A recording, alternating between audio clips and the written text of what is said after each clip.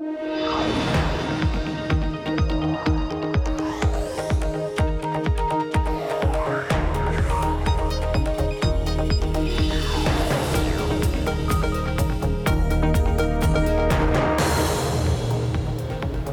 Kurt Wagner in for Emily Chang. This is Bloomberg Technology. Coming up in the next hour, flamboyant leadership. WeWork is said to be in talks with T-Mobile's John Legere as part of the search for its next CEO. We'll have details. Plus, hidden likes. More on Instagram's plan to hide likes to cut down on social media pressure. My interview with the head of Instagram coming up. And allegations of sexism. Apple co-founder Steve Wozniak among those complaining of gender bias from the new Apple credit card and its issuer, Goldman Sachs. We'll hear from Wozniak this hour, as well as the latest from Goldman. But first, to our top story. WeWork's CEO search is said to include T-Mobile CEO John Legere. Legere has deep ties to WeWork majority shareholder SoftBank. This all comes at the same time that Legere is pushing for a merger of his wireless carrier with Sprint, whose majority owner is also SoftBank. To discuss, Bloomberg's Ellen Hewitt joins us. Ellen, walk us through the news from today with John Legere. Right, so as we reported this morning, it seems like he is one of several names up for consideration for a CEO search for WeWork. This is something that has kind of been percolating ever since founder CEO Adam Neumann stepped down in September. There's been some leadership shuffles, and it seems like, again, this may be a sign of SoftBank pulling the strings, because we talked about they have a lot of control over WeWork. They have strong ties to John Legere, and then in an amusing twist, also strong ties with WeWork executive chairman Marcelo Claure, who is a former Sprint leader and someone who has in the past sparred publicly at times with John Legere over telecom industry beef that they've had, and one of them even called the other a con man on Twitter in the past, and people have been going through and bringing up their old tweets, but it seems like his name is in the ring. Could have a few phone guys running WeWork soon. It has been about 6 weeks since Neumann stepped down. What has been going on inside WeWork since then on the executive front? It has been a very long 6 weeks for people in the inside of WeWork. As you mentioned, so in late September, there was the upheaval. Adam Neumann steps down. Then we had these two new co-CEOs from internal WeWork executives, Artie Minson and Sebastian Gunningham. They come on to take the reins, but pretty quickly, SoftBank installs Marcelo Claure as the executive chairman, and it's been interesting to watch in the last couple weeks. He's been very hands-on with addressing staff, sending out these all-staff emails, asking them, if you have any concerns or questions, feel free to email me, marcelo@wework.com. So he's seemed very forward, and then at the same time, it seems like the company is going forward with a multi-pronged search for a new CEO, one of which may be John Legere, but it seems like they also want to keep open the possibility of other names. Yeah, and obviously there's a lot still happening at the company. We've been hearing a lot about layoffs coming. How important do you think it is to get a CEO in there during this transition period? I mean, this is someone who's going to have his or her kind of first reputation with employees tied to a lot of transition stuff. How important is it to get someone in quickly during this process? I think more than getting someone in quickly, they probably should pick one person and stick with it. I can imagine for a lot of employees, they feel a bit of whiplash going on because they, at first the messaging, as soon as Adam stepped down, was pretty strong that Artie and Minson or Artie and Sebastian are going to be running the show, and then all of a sudden there's a new person coming in, and now it seems like he's running the show. And then I'm sure they're reading the news today about a new CEO search, thinking, when are we going to get some stability? How are we going to continue doing our jobs and building this business? Do you have any sense of how quickly we might get answers to some of those questions? No, it's been reported elsewhere that there may be a new CEO search aiming for the beginning of the year, but as always, I think with WeWork, these plans are up for changing, and they don't really know. I assume they're trying to figure out the best path forward that's going to keep the company alive. What is the next step beyond the executive search for this company? Obviously, again, there's a lot going on. Set the CEO search aside. What else are you paying attention to? I think their goal, as they've stated publicly, and it makes sense that they'd follow it internally as well, is profitability. They're thinking, how do we convince people that this is a business that's worth pursuing, and even Masayoshi Son at the SoftBank earnings talked about how he still believes that the core business of WeWork is very valuable and that this is a product that people want to pay for. Flexible office space is something that people have yearned for, but that the market hasn't provided. So I think the company, its main priority is to try to cut expenses that may come in the form of layoffs. We expect that in the next couple weeks, but cutting expenses and then trying to right-size the business, which means getting rid of a lot of ancillary business lines that they have and trying to focus on making money, which was not something they focused on at all for the first 9 years of their existence. Yeah, making money is good for businesses, I'm told. Bloomberg's Ellen Hewitt, thank you very much for joining us. Still ahead, Goldman Sachs is the target of a Wall Street probe into its credit algorithms, specifically for the new Apple Card. We'll talk to Apple co-founder Steve Wozniak next. He was among the first people to flag the issue. This is Bloomberg.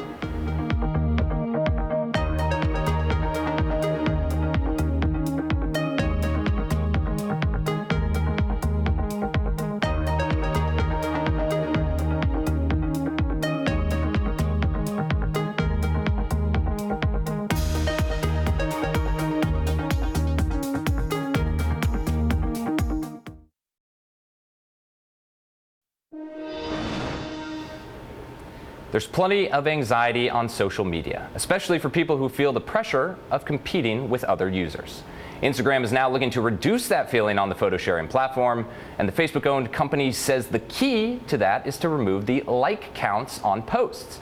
It's beginning to test that measure out on some users in the US this week. It's already doing it in countries like Canada, Japan, and Brazil. We spoke to the head of Instagram, Adam Mosseri, after he announced the change at the Wired 25 Tech Conference in San Francisco.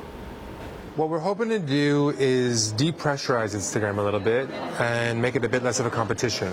We're really focused on young people and well-being broadly, and we think that if we can make like counts private, it might actually allow people to focus a little bit more on connecting with the people that they care about. We've been testing this in a number of countries around the world, and we're going to start testing with a small percentage of people here in the US, hopefully next week. So the idea being that if I can't see how many likes your photo gets, that might decrease my pressure around sharing myself. Yeah, so you'll be able to see how many likes your own photo gets, but not how many likes other people's photos got. And the idea is to try and reduce anxiety and social comparisons, but specifically with an eye towards young people. And so what are you seeing in the other countries where you're already running this test? Is it changing the way people actually interact with Instagram? We're seeing different things in different countries. We want to understand how it changes how people use Instagram, but more importantly, we want to understand how it changes how people feel. Measuring how people feel is more tricky. We run surveys, but it takes a long time for how you feel about a platform to change. So that's why this test has been running for so long, and that's why it'll take some time to get out the door. But clearly you must feel that people are feeling better about Instagram as a result of this. I assume you wouldn't be rolling it out in other markets if not. Yeah, we're seeing some encouraging data on a number of different fronts, which is why we are rolling it out further to try and learn how it works in other countries as well. So we'll see how it does here in the US. It's not the whole US, it's just a small part of the US. Are there other things that you guys are thinking about on the same front, either around metrics or some other way around the way people share that might change the feelings that people have when they use the product? When you back up and you think about well-being and safety and integrity more broadly, I think there's three areas of work that we do. One is we try to identify acute issues, things like hate speech, and try and address them, and remove, in that case, hate speech off the platform. The second is we're trying to pick issues that we can lead on, like bullying, for instance. We're very focused on this year. We're trying to innovate. It disproportionately affects young people, and it harms not only the targets of bullying, but also the witnesses. But then we also think it's important to rethink some of the fundamentals about how Instagram works, which is where private likes come in. The combination of things, I hope, will change how people feel about what we do and the platform. But none of this, there's no one silver bullet. This is a broader cultural shift in how we think about what we do. That was Adam Mosseri, the head of Instagram. Now, to discuss this further, I'd like to bring in Jim Steyer, the CEO and co-founder of Common Sense Media. Jim, thank you for being here. Good to be here, Kurt. What did you think when you just saw that? I'd like to know where they were for the last 5 years. They should have gotten rid of the likes button for kids, 5 years ago. We've been complaining to the folks at Instagram and Facebook for years about the comparison culture that kids are growing up in. And Instagram is one of the major culprits, if not the most important culprit. So, I thought it was nice to hear him finally thinking about trying it in a few markets. But the truth is, this is an enormous challenge for kids and teens today. And Facebook and Instagram buried their head in the sand for years on this issue. So it's about time they started to do something. But they should just get rid of likes altogether. One of the things I wasn't super happy with the answer I got was about how is this actually changing user behavior on Instagram? Do you have any sense of what this actually does to the platform? Well, it's interesting because what they want is to keep you there so they can make money via advertising. And, we've done so many things at Common Sense Media to expose some of what Instagram and Facebook have done in order to manipulate their younger users. And the truth is they should be measuring the impact on the social emotional health of kids and on the mental health of kids, because what we see now is increasing anxiety among kids and teens who spend a lot of time on social media. So they're very late to the party, but at least they're doing something. Yeah. Do you think something like this, the fact that they're rolling it out to such big markets, Brazil, obviously the United States, those are huge markets for Instagram. Do you get the sense that this could actually hurt Facebook's business in any way? Facebook just, no matter how much criticism it gets and no matter how much their brand has been tarnished, and people don't always associate Instagram with Facebook, by the way, but they should. Their business is incredibly strong. So from a business standpoint, these guys are just knocking it out of the park. But the problem is, from a democracy standpoint, or in this case, from a kids and family standpoint, they're really causing a lot of harm. So I would like to see Adam be much bolder, not just test this out in a couple of places, but remove the likes and go and look at the behavior of the people on that platform. Should we take anything from the fact that this is Instagram that's testing this, not Facebook? I think they've done one test maybe in one market, but why are we not seeing this on the bigger Facebook platform? Because they're making so much money on the Facebook platform this way, and because it keeps you there, and because it's a tried and true method to basically, a design method to manipulate you and keep users there. They know that. So the big thing here is the crisis of conscience, if you will, at Facebook and Instagram and in the broader tech industry. How should they be held responsible for some of the downside consequences of the platforms they've created? And so they're so late to try to take these issues on. But it's a start. But you look at what's going on in the political advertising realm, and you have some of the major issues there as well. So these guys should be under serious scrutiny and serious accountability from folks like Common Sense Media, but all of the viewing public. You mentioned political advertising, so I have to ask, your brother is obviously, Tom, is obviously running for president Yes, he is. of the United States. I believe I saw that he was the second highest spender on Facebook ads behind President Donald Trump. What do you think about the ad policy that Facebook has where it's not fact-checking politicians? Do you think that's a problem? I think it's a major problem, and I think it's completely hypocritical that they have not taken it on. And by the way, if that means that my brother or even our host, Mike Bloomberg, doesn't get to advertise on Facebook, that would be fine. Because right now what they've done, by the way, the First Amendment does not apply to Facebook. The First Amendment applies to government entities. But right now what they've said is we will put on dishonest ads. We will put lies on the air, and we will try to moderate some of them, but basically we believe in letting anything go. So Breitbart can put anything on, or hate speech or anything else. So I think that's hypocritical. And if it means that my brother would have to stop advertising on Facebook, too bad. If it means Mike Bloomberg can't take out ads on Facebook, too bad. Because our democracy is more important than just one amount of money that Facebook can make from political ads. It's a very disappointing policy, particularly in light of Twitter, which hasn't exactly been the best corporate citizen in the history of the world, banning political ads. So they should stop it now. Do you think that these changes by Facebook, either their policies around political ads or their changes to these like counts, does that set standards in the industry? Is Facebook at the point where whatever Facebook does kind of sets the bar for everybody else? I don't think so, Kurt. I actually think the industry hides behind Facebook, meaning if you talk to other leading corporate executives in the tech industry like I do, they're not big fans of Facebook. They think they want Facebook to be the demon now. They are happy to have Facebook criticized so their behavior is not criticized. So I don't think Facebook sets the bar for anybody now. Their brand is so much lower in the public's perception today because of the hacking of the democracy, because some of the challenges for kids and teens that we were just describing. So actually, I don't think Facebook sets the bar for everybody else. But the problem is they are the biggest platform when it comes to elections and also issues like that we were just talking about. So when they're not held responsible and they don't change their behavior, we we all lose as a society. Jim, thank you for your thoughts. We really appreciate that. That's Jim Steyer of Common Sense Media. Thank you for joining us. Much more on Bloomberg Technology coming up. This is Bloomberg.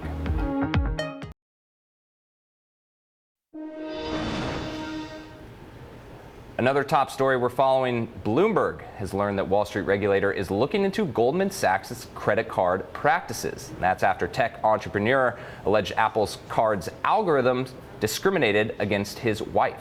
The card is a joint venture between Apple and Goldman. Goldman says it's possible for two family members to receive significantly different credit decisions. Joining us for more is Bloomberg finance reporter Sridhar Natarajan. Sridhar, explain what's happening here and what we learned over the weekend. Look, this all started a few days ago when David Hansen, a tech entrepreneur, started complaining online about how he got a much higher credit limit than his wife, even though she has a better credit score. They share a joint account. Effectively, she has the same spending power, and yet he had this credit limit that was 20 times higher than her. The posts immediately got traction online, and to add insult to injury, you had Apple co-founder Steve Wozniak saying, "Hey, I faced the same issue." Before you know it, a top Wall Street regulator is saying, we want to look into the algorithms, we want to look into the credit assessment models to see what goes into the decision-making process to ensure there isn't any bias, even if it's unintentional. And so now who exactly is being investigated and by who? Is this an Apple issue? Is this a Goldman Sachs issue? Who's kind of under fire here? Well, so this is the Apple card. Apple advertised it as a card by Apple, not by any bank. But the truth is, it is Goldman Sachs, a top Wall Street bank that's responsible for all the banking portion of this partnership. So they determine the loans that they make on the card. They determine the credit lines to set on this. And New York Department of Financial Services is a New York regulator that oversees Goldman. And since it's Goldman that is setting up the model, that Goldman that has this proprietary system, they're saying, hey, we want to look into this black box. We want to see what goes into the decision-making process just to make sure that you're not reinforcing problems that we've had with credit assessment systems for decades, frankly. Okay, Bloomberg's Sridhar Natarajan, thank you very much. As we mentioned earlier, this investigation was launched in response to a series of tweets by tech entrepreneur David Heinemeier Hansen. Now, one of those tweets said, Apple offers a credit card that bases its credit assessment on a black box algorithm that 6 different reps across Apple and GS have no visibility into, even several layers of management and internal investigation. It's just the algorithm. Now, David joins us now from Los Angeles. David, can you explain the process that led you to these tweets from late last week? Sure. So I signed up for the Apple Card as soon as it came out. I was really excited about the fact that Apple was going to launch a new kind of credit card that was going to protect the privacy of consumers and not sell their purchasing data. My wife was equally excited for the card, and she signed up shortly after I did. Well, my application went through just fine, and I got a reasonable credit limit assigned to me. And my wife signed up shortly thereafter with the same financial information that I used, the same household income, the same credit history. We've been married for 8 years. We have the same credit cards, lines of credit, everything the same. And she ends up with a credit limit that's unusually low, 20 times less than what mine was. And we thought at first, surely this is just a mistake. We can just contact Apple and they will rectify this. So we do, and we go through series of reps and managers and escalations, and everyone keeps just telling us it's the algorithm. There's nothing they can do. They don't know why it arrives at the verdicts it does. And the only thing they could tell us is check back in 6 months. And that just struck both of us as patently unfair. When we have the same financial situation, the same capacity to repay loans, we should get the same treatment. So unfortunately, what happens is that Apple just washes their hands. They hand this to Goldman Sachs, who's essentially a subcontractor. No one who signs up for the Apple Card signs up because it's issued by Goldman Sachs. They sign up because it's from Apple. Apple advertises this card as a new kind of credit card designed by Apple, not a bank. And we as consumers, us in our family, we took them at their word. Well, what happens is this gets handed over to Goldman Sachs. We go around in circles, and the best they can come up with is essentially to say, well, the credit credit assessment is individual, and you can end up with different scores. No insight into how they arrive at their verdicts. So we're left just screaming at a black box, trying to appeal to humans inside both of those organizations. And the algorithm apparently is completely out of control. No one understands how it works, and it just spits out verdicts that we're all supposed to take at face value. That's not right. We should be able to have complete insight into the inputs into an algorithm, be able to correct any errors that algorithm and those inputs may entail, and then be able to review the whole thing and compare it. Because otherwise, how would we know if this card is actually sexist? If Apple and Goldman Sachs simply say, it's the algorithm, we don't know how it works, we don't know what the inputs are, but trust us. This is a fair and impartial process. Trust what? In which way has Goldman Sachs or the financial industry in general earned any trust from consumers to just take them at their word? They haven't. David, so we didn't. David, let me hop in real quick. While I know you went through the process of working with customer service and didn't get very far, have you heard from the company's higher-ups, either at Apple or Goldman Sachs? Has the fact that Apple co-founder Steve Wozniak gotten involved, has that gotten a response to you about this whole issue? In part. So what happened was on Saturday, two Apple managers called my wife to essentially just apologize for the algorithm. They provided no new information. The only thing they did was to give her the VIP bump. They basically just matched her credit limit to mine, not because they found out the algorithm was wrong, but because they clearly smelled that there was a PR issue here. They didn't request any additional documentation. We supplied no new information. They just said, oh, actually, now that this is a PR problem, here you go. Your wife can have a 20x credit limit, which completely undermines the defense that they have, that this is an individual process and that Goldman Sachs is actually in charge of the entire underwriting process. Well, it was managers that called my wife. It was managers that told her from Apple that she was going to get bumped on her limit. Then, on Sunday, after the New York regulator had gotten involved, we got a very lawyerly letter from Goldman Sachs that was clearly written not to my wife, even though that was what it was addressed at, but to the New York regulators, essentially saying we don't discriminate on gender, provided a few bits of information that didn't add up at all, the timeline didn't add up at all. This is them just trying to cover up in front of some regulators rather than answer the real questions. And I think the main issue here is that this is a black box algorithm that they don't give anyone insight into. Well, maybe now the regulators are able to peek under the covers, but why shouldn't all consumers be able to peek under the covers? Why shouldn't we all be able to know the information we're being judged upon? It's like there's a secret court with secret evidence, and you're being judged in this court on basically your worth. And to be judged in that court and told you're not worth more than 1/20th of what your husband is just deeply offensive. David, thank you so much. I think you bring up a lot of wonderful points there that I'm sure companies are thinking about. That's David Heinemeier Hansen, founder of Ruby on Rails. Thank you for being here. And be sure to stick around. Later this hour, we continue our discussion of the new Apple Card with Apple's co-founder, Steve Wozniak. This is Bloomberg.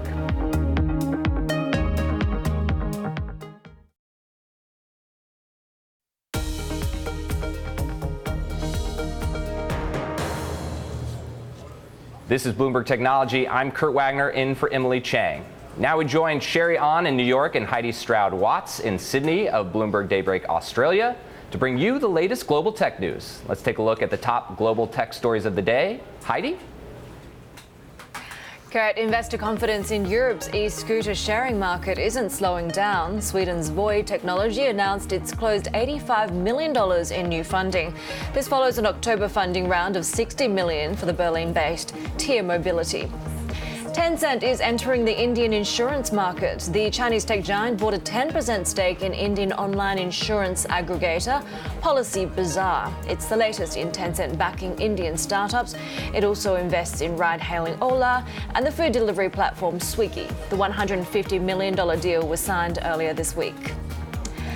And Tesla is showing off its first batch of Chinese-made cars. The Model 3s were built in Tesla's new Shanghai Gigafactory, which broke ground in January. The EV maker is working with local authorities to obtain manufacturing certification by year-end. And those are the top global tech stories that we're watching. Sherry. Heidi, thank you. It's another Singles Day record for Alibaba. The Chinese tech giant racked up $38.3 billion in sales for the 24-hour marathon that is seen as a gauge of Chinese consumer sentiment. An estimated 500 million shoppers bought something. Joining us to discuss is Jeff Greenfield, Chief Attribution Officer and co-founder of C3 Metrics. Jeff, great to have you with us. So, great record sales for Alibaba, and yet investors don't seem too impressed. The stock actually fell, and Baird now saying that sales saw a meaningful deceleration from 2018 levels. What's your take? Well, it's definitely a deceleration compared, but the key is that if you look at the growth since they started pushing on Singles Day, it's absolutely incredible. But we shouldn't be too impressed with the dollars. The big story here is the data, how they're able to do it. And when you look on comparison, when you look at the number of people that Alibaba shoppers have and you compare that to the US population, Prime Day and Black Friday is actually not that far behind. I mean, the numbers are much, much huger there, but there's so many more people. The big story here is the data and what happens with the data for retailers in the US. Jeff, this is Kurt. I'm curious, when you talk about that data, give us a sense of why that's so valuable to Alibaba, especially in the growing field here of e-commerce players. What does that kind of give them that someone like an Amazon, for example, might not get through Prime Day, or do they get that through Prime Day? They do get it through Prime Day. The key here is understanding that data has an impact for advertisers. And there's a lot of advertisers here in the US and a lot of big companies that traditionally don't have access to that data. So for example, CPG companies, so someone like a cleaner or a soap company, they don't have access to that data, and advertisers are finally waking up, and that's why you're seeing that a lot of advertisers are now jumping on board and realizing that in order to get that data, they need to have a relationship with the consumer. So if you look at Tide, for example, they have gone and have started acquiring cleaners around the country so that they can actually have that one-to-one relationship. So for a lot of people in this country, their local cleaner is now called Tide Cleaners. The other side to that data and why it's so important is that consumers today want a curated experience. They don't want to just walk into a mall and have everything that's for sale there. And that's why we've seen companies like Stitch Fix start to explode like crazy. This idea that you can get exactly what fits you, exactly what you need, what's made for you to come to your home every single month. That's what consumers today want. And that's where retailers really seem to kind of miss the message. And if you walk into a mall today, you're really walking into a graveyard of brands that have not caught up and are not taking advantage and looking forward with business intelligence. So when it comes to Alibaba, though, there's always some questions about what the Singles Day sales mean for their bottom line, right? There have been some accounting scrutiny over Alibaba here in the U.S. So what do we know about how much this actually contributes to their business? That's a great question, because at the end of the day, in order to get that many consumers to purchase that large number of goods, there's a lot of deep discounting that goes on. At the end of the day, across the world, consumers all still want one thing. They want a huge bargain. And that's why sales are so big. So that's a big question that we're not going to find out today in terms of what it's going to impact their bottom line. But believe me, there's a lot of discounting that went on there. Jeff, you talked a lot about making sure that this experience for consumers is moving towards this idea of being personalized. How do you kind of align that with what we're seeing from social platforms like an Instagram or a Pinterest that's trying to be both spontaneous and also personalized at the same time? Well, social platforms are a whole different aspect in terms of data. The big problem that these platforms have is they can personalize as much as they want, but they're not actually selling anything. So they're missing that link between commerce. Think about it in terms of Facebook. The only thing they're selling are ads. So they're really just selling your information. So that's Facebook, that's Instagram. Google themselves as well are also not selling anything at all. All they're selling is your information. So they're missing that link that Amazon actually has. Amazon is in an amazing, powerful situation because not only do they have that data, not only are they selling ads, but they also have goods that they're able to sell as well. It wouldn't surprise me when you start to look at Facebook and Google with the amount of cash that they have, that they would be looking to make some sort of acquisition for some sort of shopping platform. They need to have a direct connection to commerce in order to really take full advantage of all the data they actually have. So how are we expecting the Singles Day performance to help when it comes to that Hong Kong IPO share sale of what, $15 billion that could come any day now for Alibaba? Well, I think that investors should be somewhat impressed with those numbers. They probably aren't that impressed that the growth wasn't as high as the years before. But I think what's going to be interesting more than even what happens with Alibaba is how does this impressive number with Singles Day, what does it do for the economy here in the U.S. and what's going to happen in Q4 as we move towards the shopping season here? That's going to be interesting. Are we going to see about a 25% jump? We should. Or if we don't see as much of a jump, what that tells us is that Alibaba is really taking better advantage of their data than the retailers here in the U.S. are. It's all about that data and analytics, right? Absolutely, it is. And Jeff, thank you so much for that. That was Jeff Greenfield joining us of C3 Metrics. Plenty more ahead. This is Bloomberg.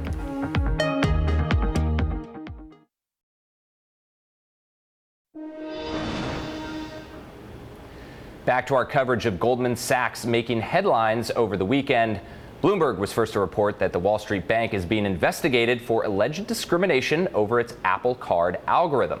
Social media postings in recent days by a tech entrepreneur and Apple co-founder Steve Wozniak complaining about the unequal treatment of their wives ignited a firestorm that's engulfed the two giants of Silicon Valley and Wall Street.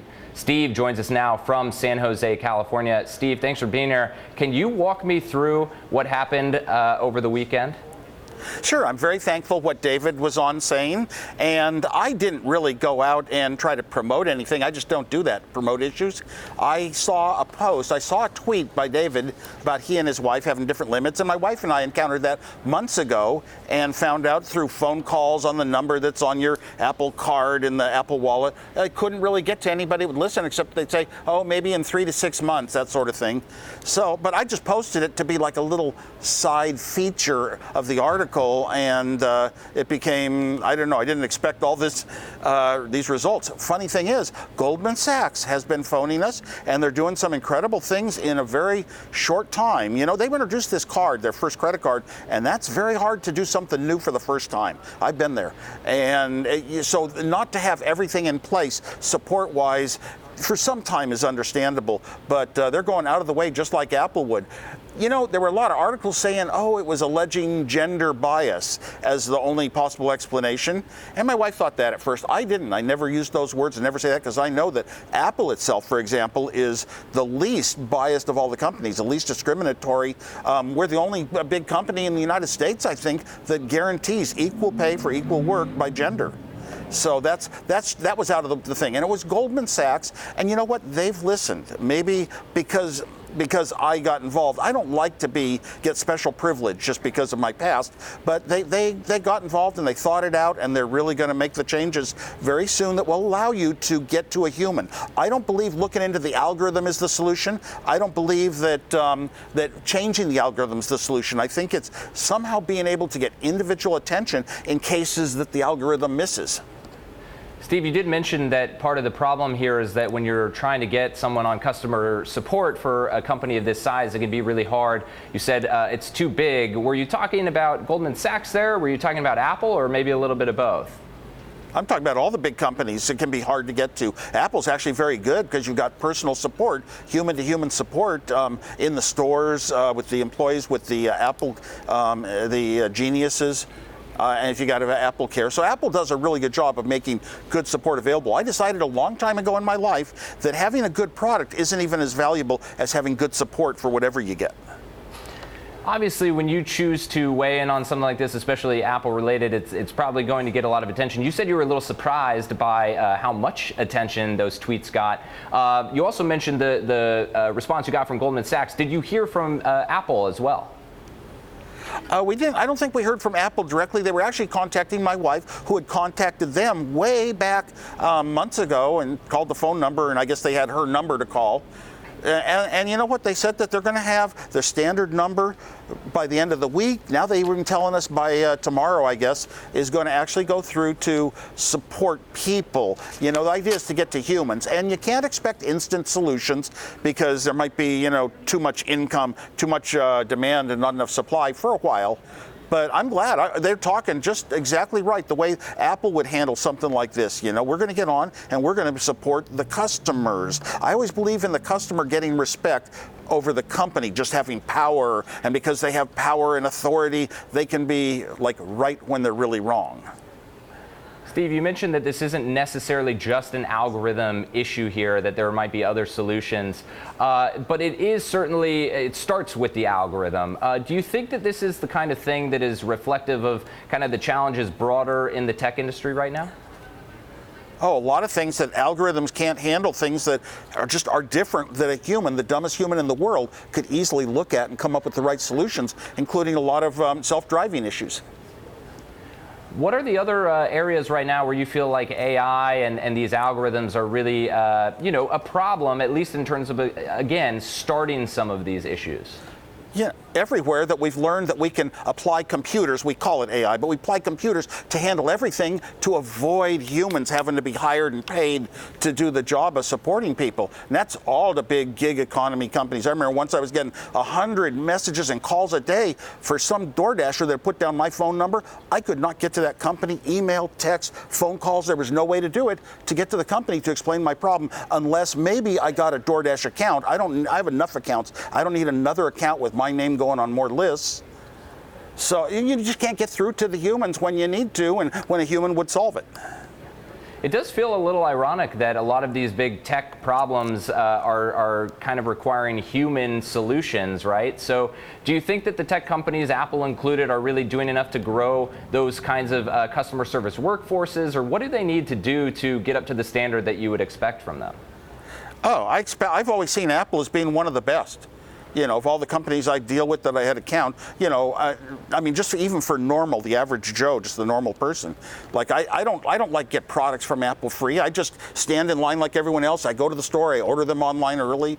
I just don't want to be in a real privileged category. If somebody offers me something, of course, I'll be polite and take it. But I don't want to use my privilege like I'm more important than other people. I don't act like that in my life. If you study me, read my books, you'll see that I'm very different in that way. What about regulation? Do you think some of this could be solved by the government stepping in and again, not specific to Apple, but telling some of these big tech companies, hey, if you're going to use AI to solve some of these problems, we're going to put some new rules or guardrails around that? Well, I think it has to be, and it goes back to what I was saying about I've always favored the consumer over the producer, the seller, the big companies, the ones that have power and wealth. I've always I want the consumer to be respected, and the trouble is they aren't going to get taken care of by the companies making their own decisions. The companies work for themselves, you know, so only government can step in to handle the masses. Anything, you know, from road construction on. It just isn't going to happen at the private company level. We'll take care of the problems ourselves. No, I don't buy that. Steve, one of the things that stood out from your tweets for me was that you had mentioned that you're still a current Apple employee, and I didn't realize that. I'm curious, what are you doing at Apple these days? I do nothing officially. I get a small paycheck. As a token paycheck, I'm the only person who's had a paycheck every week since we started the company, and I think I put $50 a week in the bank or whatever. That sounds like a nice gig. Let me know when you figure out how I can sign up for one of those. It sounds like you're not then working on the new AR glasses. I think there was a report coming out that augmented reality glasses may be coming out in the next few years, maybe 2022 from Apple. I'm curious what you think about the AR space more broadly these days. Is this going to be, you know, the phone wars, the new version of the phone wars that we've been experiencing for the past couple decades? Well, as for, working at Apple and stuff like that, I'm so outgoing and honest, it's kind of hard to actually be working on projects inside. You have to give a lot of that up, and I never have in my life. As far as AR and the upcoming reality, well, it's going to be a contestant, VR too, you know, and who knows, you know, what makes it forever in all of our lives and what doesn't. We'll see. At least, you know, AR, like VR, has a good start with gaming, and that's where personal computers started. So who knows? It's a guess. I don't read analysts and financial pages. I don't deal with money. My wife actually handles all the money in our house, but she doesn't have that good a credit card limit. What about when you talk about AR in the future here, are you thinking that this is going to be more a battle over the hardware itself, the actual, let's, you know, assume that a lot of these companies are building glasses, maybe someday we'll all be wearing AR glasses. Is it a battle over that hardware, or is it going to be whoever controls the operating system on the glasses that's going to win out?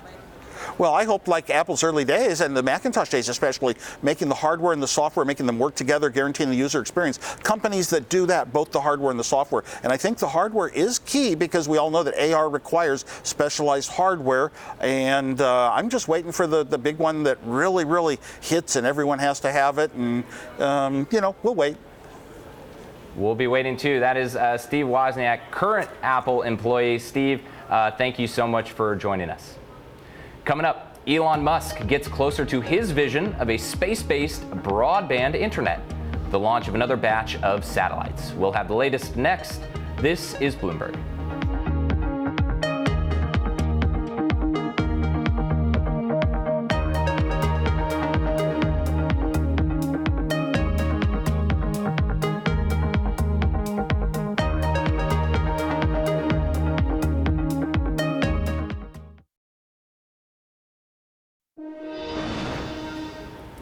The CEO of Uber called the murder of journalist Jamal Khashoggi a mistake by the Saudi government.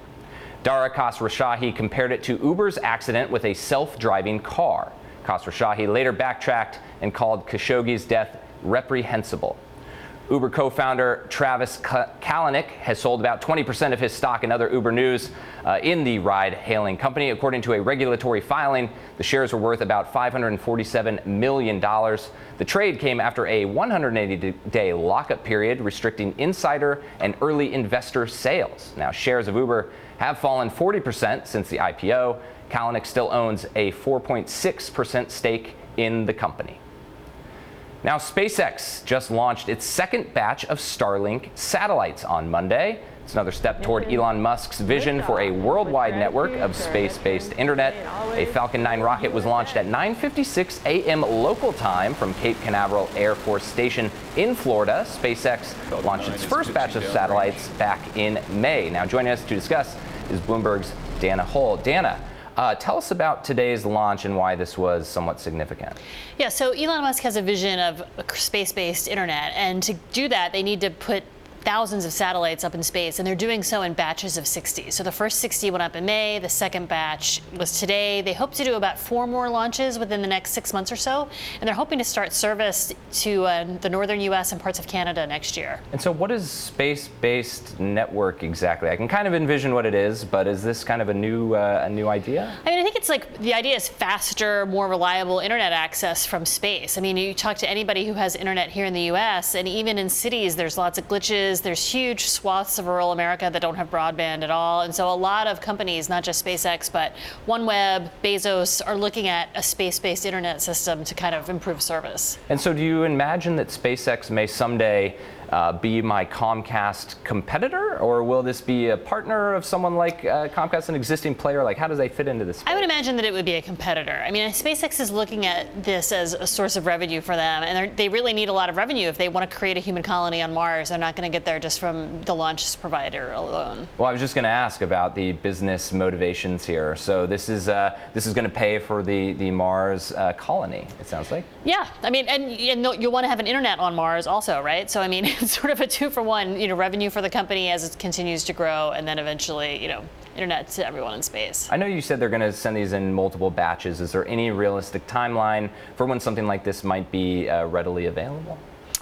Well, SpaceX has said that they hope to begin providing targeted service in 2020. Musk always sets very ambitious deadlines, doesn't always meet them. But I mean, if they're working, I think once they get enough up there, they can begin trying it at least on a trial period. It seems like these rocket launches are really routine now for SpaceX almost. I don't know, It sounds almost dismissive to say they're routine, but that's how it feels. How does it feel to you? Is this becoming the kind of thing where they're kind of able to do this with their eyes closed?